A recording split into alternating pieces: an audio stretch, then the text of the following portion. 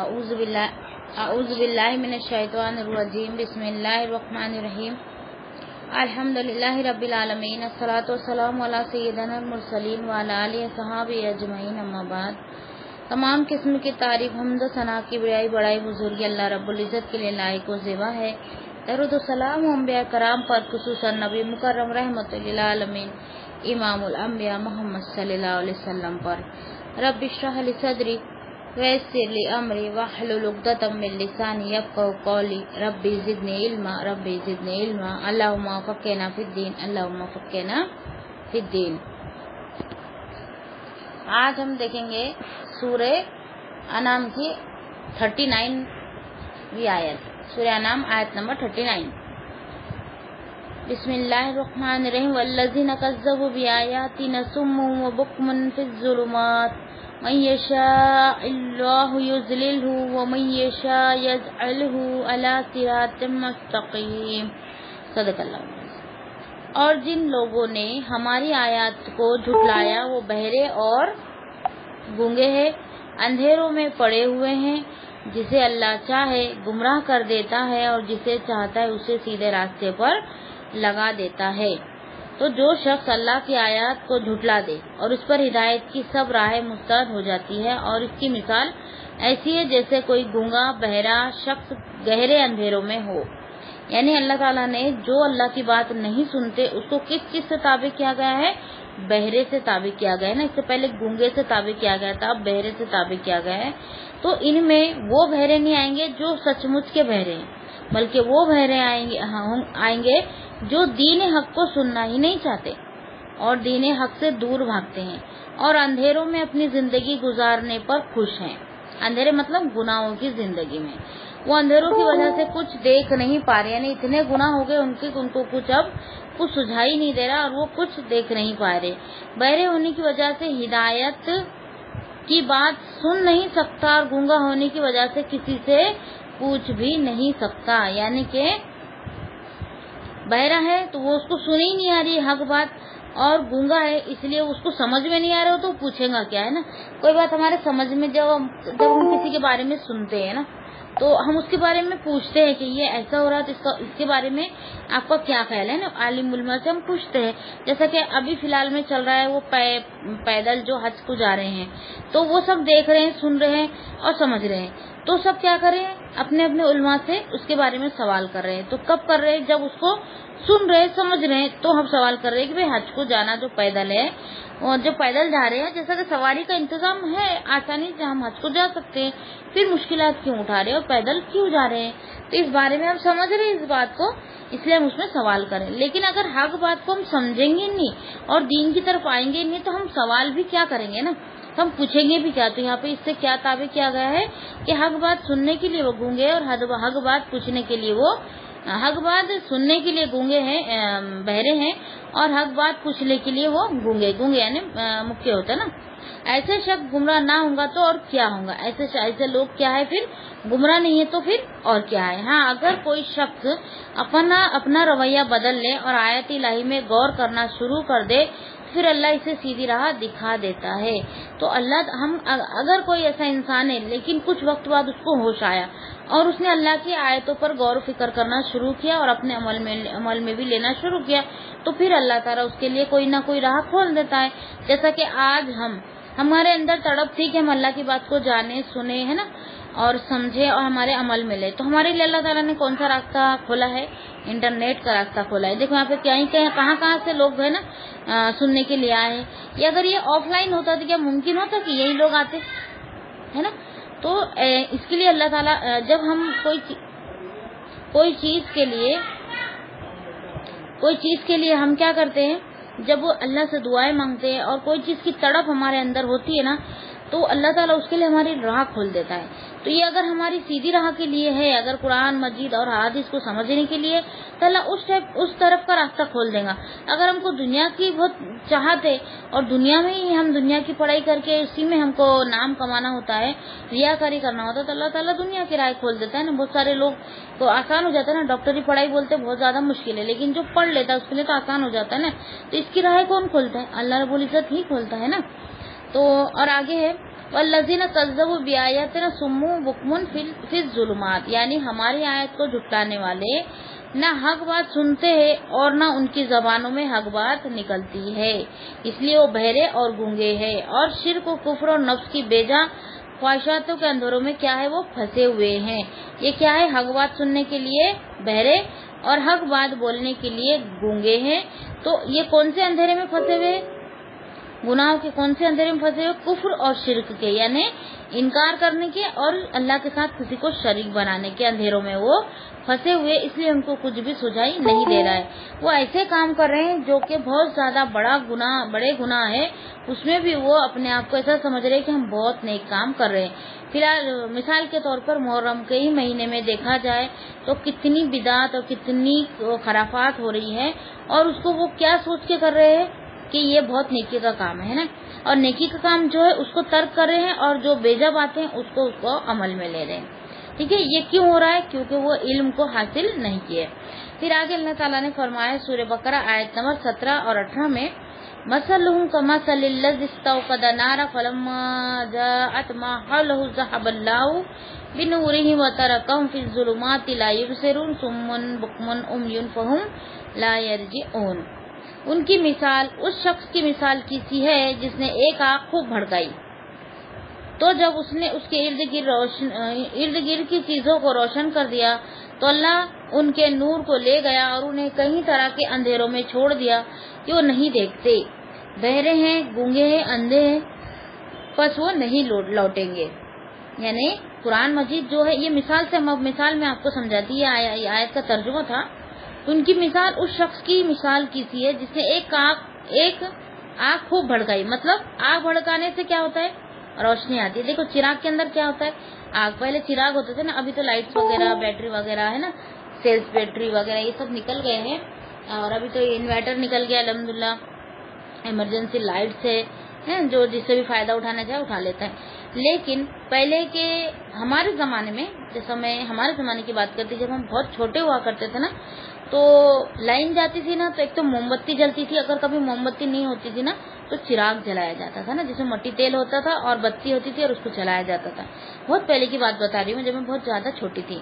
तो उसको क्या कहते हैं, वो नहीं, मतलब वो आग क्यों जलाई जाती थी, वो आग इसलिए जलाई जाती थी कि अंधेरा दूर हो और रोशनी आए। तो यहाँ पे क्या फरमाया जा रहा है कि जिसने एक आग खूब भड़काई, इससे मुराद क्या है, सही में आग भड़काई नहीं, मतलब यहाँ पे क्या ताबे ये आग भड़काई से क्या मुराद है, कुरान मजीद भी क्या है, एक नूर है ना, जो लेना चाहे ले ले, है ना, अंधेरों से निकल जाए और नूर को ले ले। तो यहाँ पे जब उसने उसके इर्द गिर्द चीजों को रोशन कर दिया, यानी अगर कुरान की रोशनी में अगर हम रहेंगे तो हमारे नस्ले, हम खुद, हमारे दोस्त, हमारे रिश्तेदार सब क्या होंगे, इस चीज से फायदा उठाएंगे। तो अल्लाह उनके नूर को ले गया और उन्हें कई तरह के अंधेरों में छोड़ दिया कि वो नहीं देखते। फिर उन्होंने नाशुक्री की और अल्लाह के बताए हुए तरीके पर नहीं चले और कुफ्र और शिर्क में मुब्तला हो गए, तो अल्लाह ताला ने उनकी रोशनी को क्या किया, छीन लिया, यानी ले लिया वापस। वो क्या है, बहरे हैं और गूंगे हैं, अंधे हैं, बस वो नहीं लौटेंगे। बहरे यानी हक बात देखने के लिए बहरे यानी हक बात सुनने के लिए बहरे, गूंगे यानी हक बात बोलने के लिए गूंगे, और अंधे यानी हक बात देखने के लिए वो गूंगे। अब वो नहीं लौटेंगे, यानी बहुत दूर निकल गए, अब वो नहीं लौटेंगे। और फरमाया अल्लाह ताला ने सूरह नूर आयत नंबर 40 में, औ कज़ुलुमातिन फी बहरिल लुजिय्यिन यग़शाहु मौजुम मिन फ़ौक़ी सहाब ज़ुलुमातुन बअज़ु फ़ौक़ बअज़ इज़ा अख़रज यदहु लम यकद यरहा वमन लम यजअलिल्लाहु लहु नूरन फ़मा लहु मिन नूर। या उन अंधेरों की तरह जो निहायत गहरे समंदर में हो, जिसे एक मौज ढांप रही हो, जिसके ऊपर एक और मौज हो, जिसके ऊपर एक बादल हो, कई अंधेरे हो जिसमें से बाज के ऊपर हो, जब अपना हाथ निकाले तो करीब नहीं कि इसे देखे, और वो शख्स जिसके लिए अल्लाह कोई नूर न बनाए तो उसके लिए कोई भी नूर नहीं है। यानी अल्लाह अगर हिदायत ना दे तो हम कुरान के एक भी लफ्ज से फायदा नहीं उठा सकते। اگر اللہ تعالیٰ نے ہدایت دے دیا تو پورے قرآن سے ہم فائدہ اٹھا سکتے ہیں. ٹھیک ہے. پھر آگے اللہ تعالیٰ نے فرمایا تمام اختیارات اللہ کے ہاتھ میں ہے، وہ جسے چاہے گمراہ کر دے اور جسے چاہے سیدھی راہ پر لگا دے، لیکن اس کا فیصلہ یوں نہیں ہو جاتا.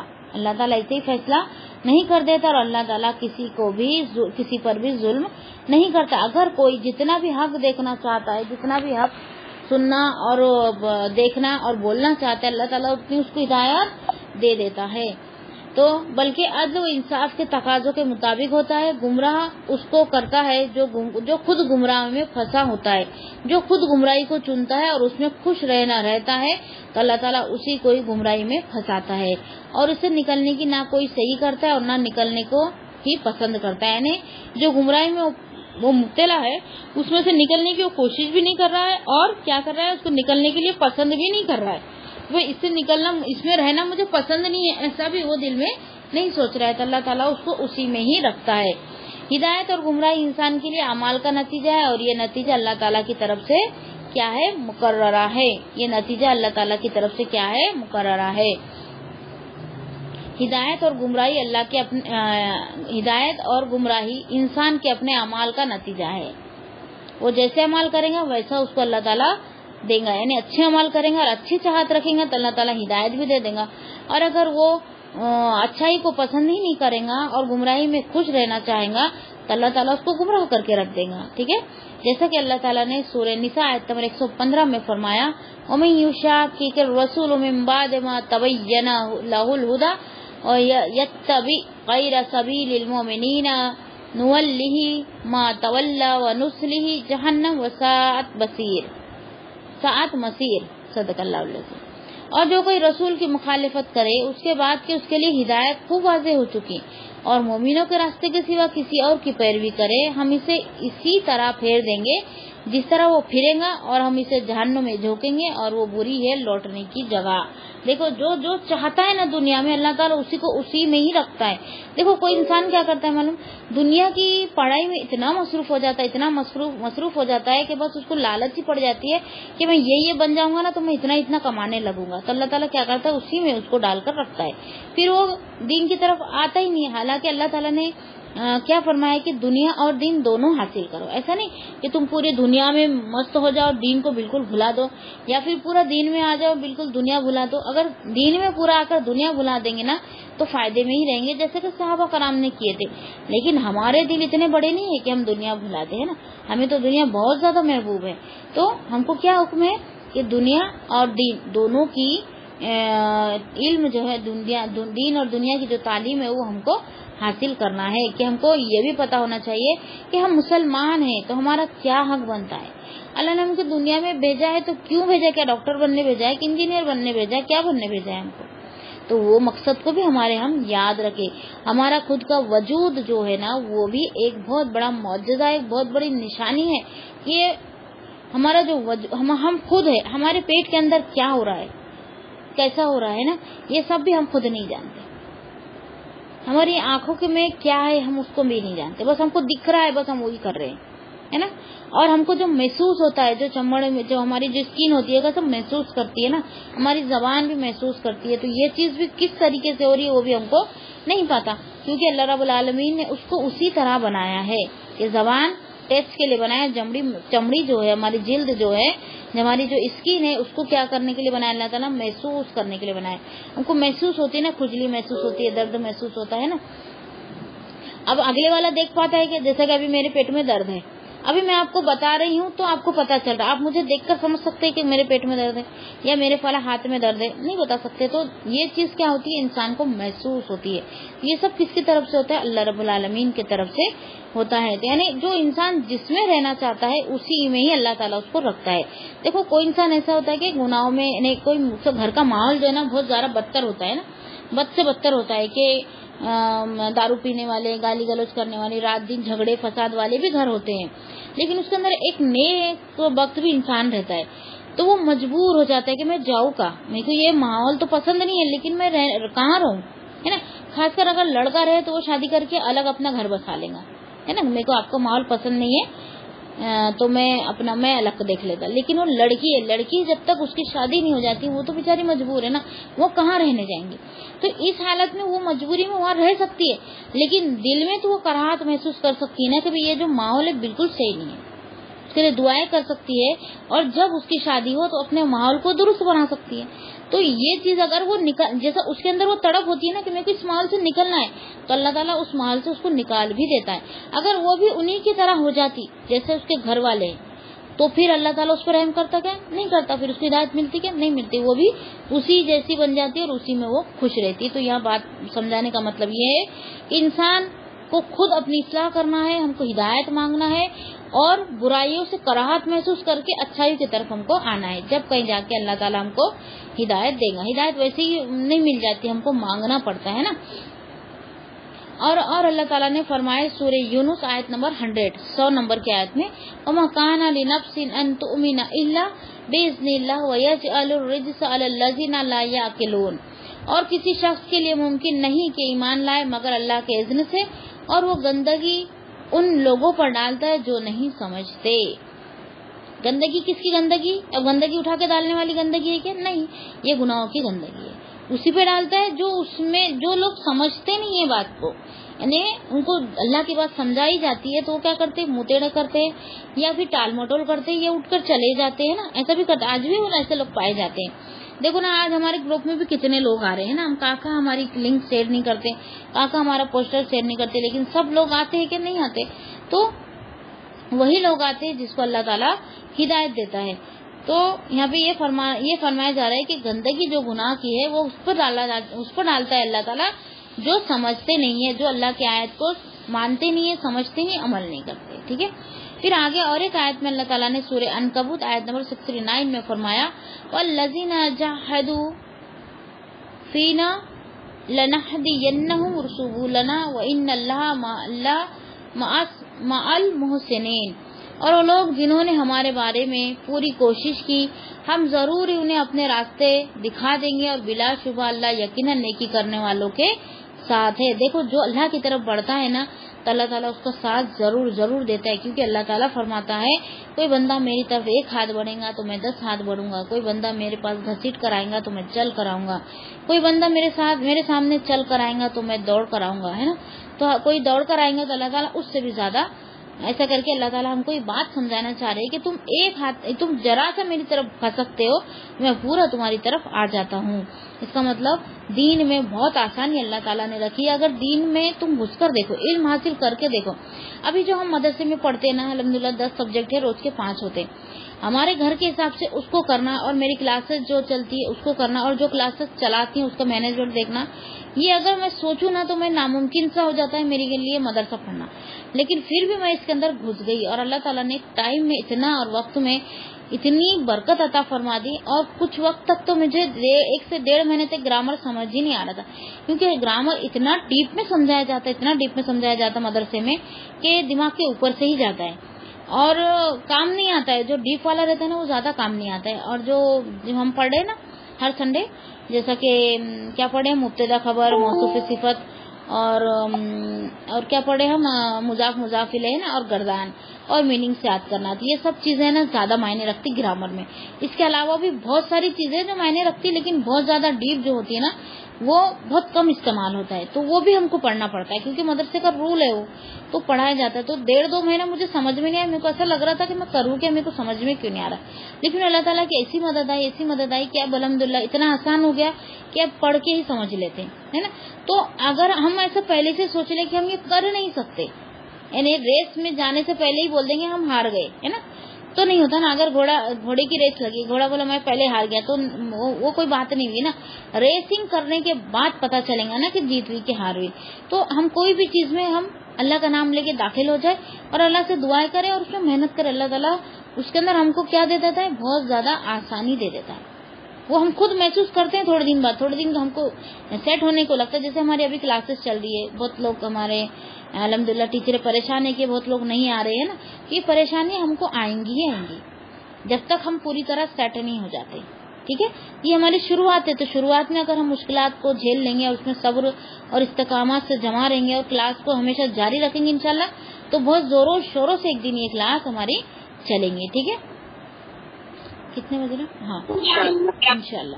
پھر آگے ہے آیت نمبر 40 اور 41, 40 and 41. بسم اللہ الرحمن الرحیم. قل ارأیتکم ان اتاکم عذاب اللہ او آتتکم الساعۃ غیر اللہ تدعون ان کنتم صادقین بل ایاہ تدعون فیکشف ما تدعون الیہ ان شاء وتنسون ما تشرکون. کہہ دے کیا تم نے دیکھا اگر تم پر اللہ کا عذاب آ جائے یا تم پر قیامت آ جائے تو کیا اللہ کے سوا غیر کو پکارو گے اگر تم سچے ہو, بلکہ تم اسی کو پکارو گے تو وہ دور کر دے گا جس کی طرف تم اسے پکارو گے اگر اس نے چاہا, اور تم بھول جاؤ گے جو شرک بناتے. اب ان آیت میں اللہ تعالیٰ نے نبی صلی اللہ علیہ وسلم کے زمانے کے مشرکین کا طرز عمل بیان فرمایا ہے. مطلب یہ ہے کہ توحید انسان کی فطرت میں رکھ دی گئی ہے. بچہ جب پیدا ہوتا ہے تو توحید پر پیدا ہوتا ہے نا, تو توحید انسان کے اندر کیا کر دی گئی, رکھ دی گئی ہے. پھر وہ ماحول کے حساب سے, اس کے ماں باپ کے دین کے حساب سے وہ ویسا بن جاتا ہے نا. ہر بندہ اپنے فطرت اسلام پر پیدا ہوتا. اب ہمارے بھی بچے فطرت اسلام پر پیدا ہوئے, لیکن ہم نے ان کو کیا بنا دی ہم خود ہمارے اس میں دیکھ لیں, ہے نا. ہم کیا سچا مسلمان بنا پائے کہ دنیا کے اس میں ہی ہم اس کو چھوڑ دیے. اور کوئی ہندو کے گھر میں پیدا ہوتا ہے, کوئی سکھ کے گھر میں پیدا ہوتا ہے, پھر وہ ماحول کو دیکھتا ہے, اپنے ماں باپ کو دیکھتا ہے, جو کرتے ہوئے وہ بھی ویسے ہی کرنا شروع کر دیتا ہے. دیکھو جب بچہ پیدا ہوتا ہے نا تو اس کو اس کے ماں باپ بھی پتہ نہیں ہوتے کہ یہ اس کے ماں باپ ہے کر کے, ہے نا, کہاں پتہ ہوتے. لیکن ہم جب بولتے ہیں دیکھو بیٹا یہ تو آپ کی یہ ممی ہے, یہ آپ کے ابو ہے, یہ دادا ہے, یہ دادی ہے نا, ہم سب ان کو انٹروڈکشن کراتے ہیں کہ یہ تمہارے یہ رشتے دار ہے. جب کہیں جا کے بچہ پہچانتا ہے نا, اور ماں کو خاص طور سے اس لیے پہچانتا ہے کہ وہ کھانے کو دیتی ہے اس کو, ہے نا. اس لیے دیکھو ہر بچہ ہر کسی کے پاس ایک بار کا ایسا ہوگا کہ وہ کسی کے پاس نہیں جائے گا, لیکن ماں کے پاس جائے گا ہی جائے گا, ہے نا.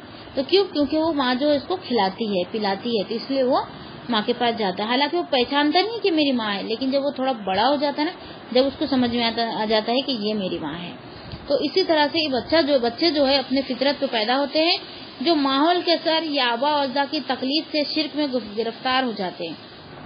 ماحول کے حساب سے یا ماں باپ کی جو پیروی کرتے چلے آ رہے ہیں ہمارے ماں باپ, ان کے جیسے ہی ہم بن جاتے ہیں. ہمارے باپ دادا نے کیے تھے, ان کے بچے کر رہے, ان کے بچے, اب ہمارے جو ماں باپ ہے وہ ان کے بچے. یہ بہت سالوں سے چلا آ رہا ہے, اس لیے وہ کر رہے. اس کا کوئی مقصد نہیں ہے, کوئی اس کے اندر دلیل نہیں ہے, کوئی نبی کا حکم نہیں, کوئی اللہ کا حکم نہیں, کچھ نہیں. بس یہی ہے کہ ہمارے باپ دادا کرتے آ رہے تو ہم کرتے آ رہے. اتنے تو ہم بیوقوف ہیں. ہمارے باپ دادا جیسی زندگی دنیا کی گزارے ہم بھی ویسی گزارے نا. پھر دین میں کیوں باپ دادا کی تکلیف دنیا میں کیوں نہیں ہے نا. یہ بھی بات اس یہاں پر آتی ہے. پھر آگے ہے اور غیر اللہ کو اپنا حاجت روا اور مشکل کشا سمجھتے ہیں. نظر و نیاز بھی ان کے نام کے نکالتے ہیں, لیکن جب آزمائش سے دوچار ہوتا ہے تو پھر سب کو بھول جاتے ہیں. یعنی جب آزمائش آتی ہے تو کیا کرتے ہیں, کس کو پکارتے ہیں, دوسروں کو پکارتے ہیں, اللہ کے علاوہ دوسرے شریکوں کو پکارتے ہیں. پھر بات نہیں بنتی تو پھر اللہ کی طرف آتے ہیں. پھر جب بات بن جاتی ہے تو پھر اللہ کو بلا کر کیا کہتے ہیں کہ ہم نے ہمارے جو اللہ کے علاوہ جو معبودوں کو ہم نے پکارے تھے اس سے ہمارا کام بن گیا. پھر اللہ کو ہم کیا کرتے ہیں, بھول جاتے ہیں. اور فطرت ان سب پر غالب آ جاتی ہے اور پھر اسی ایک ذات کو پکارتا ہے جسے پکارنا چاہیے. یعنی انسان جب بہت زیادہ مشکل میں پڑ جاتے ہیں تو کیا کرتے ہیں, پھر ایک اللہ کو پکارنا شروع کر دیتے ہیں. تو پھر کیا ہوتا ہے, اللہ تعالیٰ ان کا کام نکال دیتا ہے, تو پھر وہ کیا کرتے ہیں, اللہ کو بھول جاتے ہیں. اللہ تعالیٰ نے ان کے اسی طرز عمل کو توحید کی دلیل کے طور پر بیان فرمایا ہے. یعنی اگر اپنے اس دعوے میں کہ جس کو تم اللہ کے سوا پکارتے ہو وہ تم پر آئی ہوئی بلا ٹال سکتا ہے, یہ بتاؤ کہ اللہ کا عذاب آنے کی صورت میں یا قیامت آنے پر بھی کیا تم غیر اللہ کو پکارو گے؟ کیا غیر اللہ عذاب آ جائیں گے تو غیر اللہ کو پکارو گے؟ نہیں پکارو نا. جہنم دیکھ لیں گے تو غیر اللہ کو پکاریں گے, نہیں پکاریں گے. تو کس کو پکاریں گے, اللہ رب العزت کو. تو دنیا میں بھی اگر چھوٹی سے چھوٹی بھی ضرورت اگر ہم کو ہے تو سب سے پہلے ہم اللہ سے دعا مانگے, اس کے بعد پھر تدبیر کرے, یا پھر اللہ تعالیٰ کوئی نہ کوئی ذریعے سے وہ ہمارا کام کر دیں گا, ہے نا. ہمارا کام ہو ہی جاتا ہے, رکتا نہیں ہے, لیکن ہماری اس میں آزمائش ہو جاتی ہے کہ سب سے پہلے ہم کیا کرتے ہیں. بلکہ تم صرف اسی کو پکارو, اسی وقت تمہیں باقی سب مشکل کشا تم بھول جاؤ. پھر کس کو پکارتے ہیں, اللہ رب العالمین کو, باقی سب کو بھول جاتے ہیں. جب کام نکل جاتا ہے تو اللہ کو بھول کر باقی سب کو ہم یاد رکھ لیتے ہیں. ٹھیک ہے, یہ تو ان کفار و مشرکین کا حال تھا. لیکن آج خود مسلمان بھی ایسے لوگ پائے جاتے ہیں مسلمانوں میں جن کی فطرت اس قدر مست ہو چکی ہے کہ وہ سخت سے سخت مصیبت میں بھی فریاد کرتے ہیں تو اپنے کسی خود ساختہ داتا سے یا علی رضی اللہ تعالیٰ عنہ سے یا شیخ عبد القادر جیلانی سے انہیں غوث عظیم یعنی سب سے بڑا مددگار کہہ کر یا رسول اللہ صلی اللہ علیہ وسلم سے یا فاطمہ سے یا حسین سے یا حسن رضی اللہ تعالیٰ عنہم سے نعرے بھی ان کے لگاتے ہیں. مدد مانگنے کے الفاظ کے ساتھ لگاتے ہیں. نعرے کیسے لگاتے ہیں؟ مدد کے الفاظ سے لگاتے ہیں. گویا ان کی حالت عملی طور پر ان سے پہلے کفار و مشرکین سے بھی بدتر ہے. کفار و مشرکین سے بھی آج کے مسلمانوں کی حالت کیا ہے؟ بد سے بدتر ہو گئی ہے. کس کس کو پکارتے؟ دیکھو عبد القادر حضرت علی کس کو پکارتے تھے؟ اللہ رب العزت کو پکارتے تھے. کس کی پیروی کرتے تھے؟ نبی صلی اللہ علیہ وسلم کی پیروی کرتے تھے.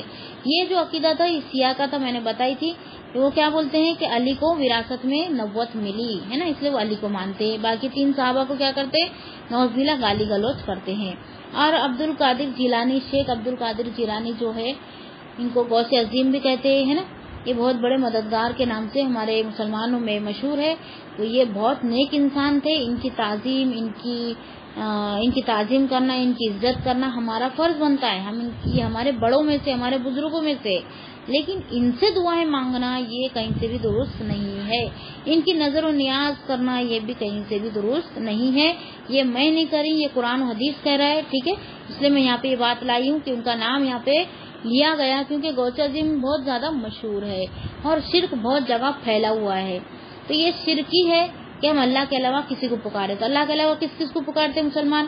ایک تو علی کو پکارتے ہیں, عبد القادر جیلانی کو پکارتے ہیں, یا پھر رسول اللہ کو پکارتے ہیں. دیکھو عبد القادر جیلانی تو ایک طرف رہے, رسول اللہ کو بھی اگر ہم پکاریں گے مدد کے لیے تو بھی اللہ کو بالکل بھی پسند نہیں ہے. مدد کے لیے صرف اور صرف اللہ رب العالمین کو ہی ہم پکار سکتے ہیں.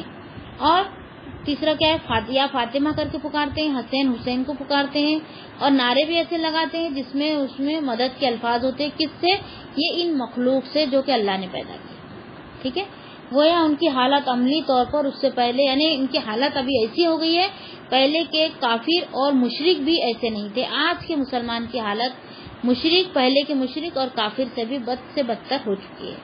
ٹھیک ہے, اور آگے ہے یعنی شدید ضرورت تم اس کے سوا کسی کو نہیں پکارتے ہو اور اس وقت تمہارے بت اور جھوٹے معبود ختم ہو جاتے ہیں, جیسا کہ اللہ تعالیٰ نے فرمایا سورہ رعد آیت نمبر 11 میں, وَإِذَا أَرَادَ اللَّهُ بِقَوْمٍ سُوءًا فَلَا مَرَدَّ لَهُ وَمَا لَهُم مِّن دُونِهِ مِن وَالٍ.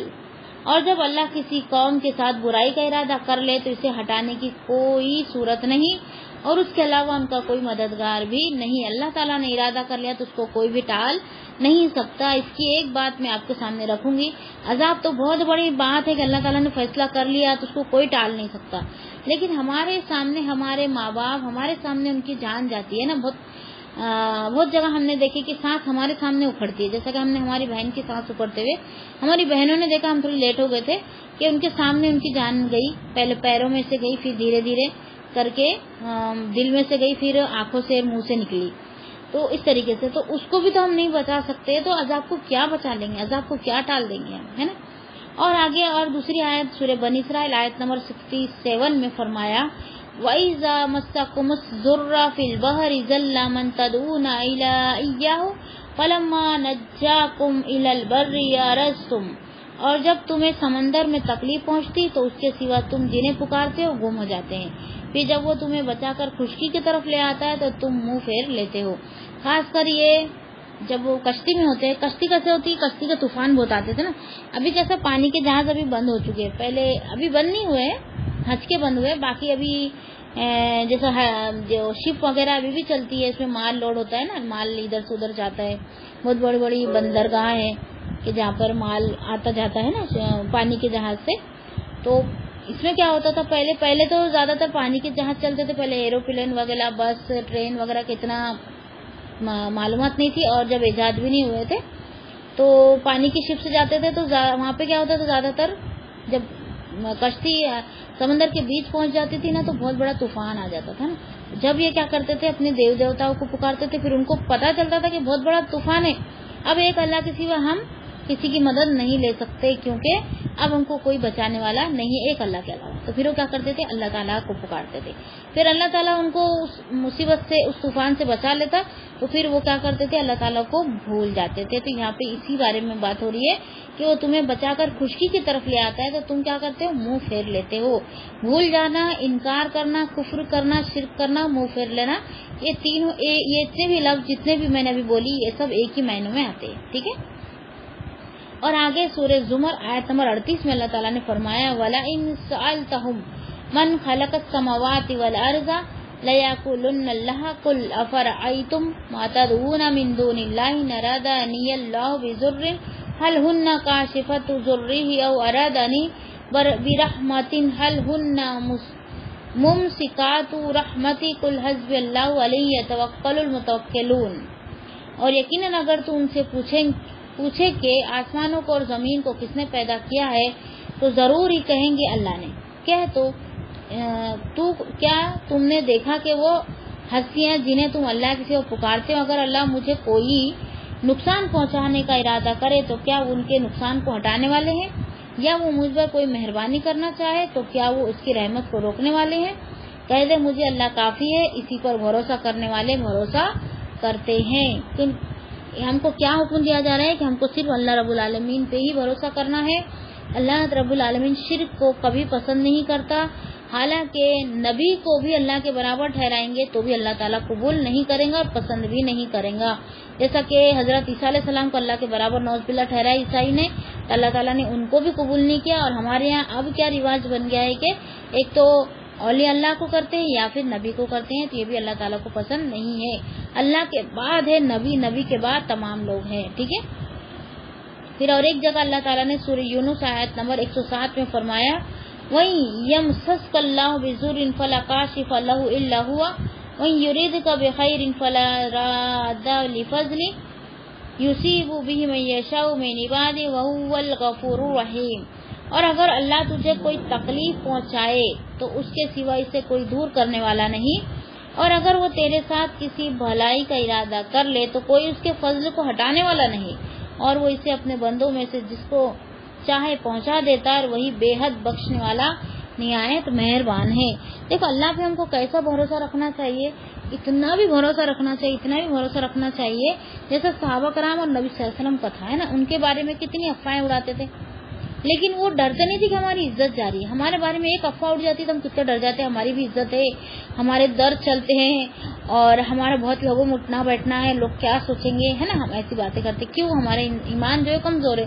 لیکن صحابہ کرام اور نبی صلی اللہ علیہ وسلم کے بارے میں کتنی افواہیں اڑتی تھی، ہے نا، کتنی باتیں ان کے بارے میں بولی جاتی تھی، ان میں پائی جاتی تھی کہ نہیں پائی جاتی تھی، تو بھی وہ اللہ پر بھروسہ رکھتے تھے۔ تو ہم کو بھی ہماری عزت اگر کوئی چوراہے پہ بھی لٹکا دینا تو ہم کو یہ سوچنا چاہیے کہ عزت دینا اور نہ دینا اللہ رب العالمین کے ہاتھ کی بات ہے، وہ انسان کے ہاتھ کی نہیں۔ وہ کتنا بھی ذلیل کرے نا، ایسا اللہ تعالیٰ اس بات کو موڑ دے گا کہ ہم کو بے عزت کرنے کے علاوہ وہ سوچیں گا اور اس کا الٹ ہو جائے گا۔ ہم کو اللہ تعالیٰ کیا کریں گا؟ عزت والا بنا دے گا۔ تو ہم کو کسی کے بھی ملامت کرنے والے کی ملامت سے نہیں ڈرنا ہے، اور پورا کے پورا یقین کس پہ رکھنا ہے؟ اللہ رب العالمین پہ، کہ ہمارا رب ہمارے لیے کبھی برا نہیں کرے گا، ہمارے حق میں جو بھی کرے گا ہمارا رب سب بہتر کرے گا۔ ہم ہمارے لیے اچھا سوچتے ہیں، یعنی ہم ہمارے لیے بہتر سوچتے ہیں تو اللہ تعالیٰ بہترین کر کے دکھاتا ہے۔ تو ہم کو اللہ پر عقیدہ ہم کو پکا کرنا چاہیے کہ ہمارا عقیدہ اللہ رب العالمین پہ بہت زیادہ پکا ہو کہ جو بھی ہمارے ساتھ ہوگا اللہ رب العالمین جو بھی ہمارے ساتھ کرے گا سب بہترین ہوگا، اور اللہ کے ہر حکم پہ ہم کو راضی رہنا ہے، جیسے بھی حال میں ہم کو اللہ تعالیٰ نے رکھا ہے۔ سب یہاں پہ ایک جیسے نہیں ہوں گے، کوئی کم ہے تو کوئی زیادہ ہے نا، کوئی چیز میں کم ہے تو کوئی چیز میں زیادہ ہے۔ اس طریقے سے سب کی اللہ تعالیٰ نے نعمت دے رکھی ہے، اس کو ان کو شکر ادا کرنا ہے، ٹھیک ہے۔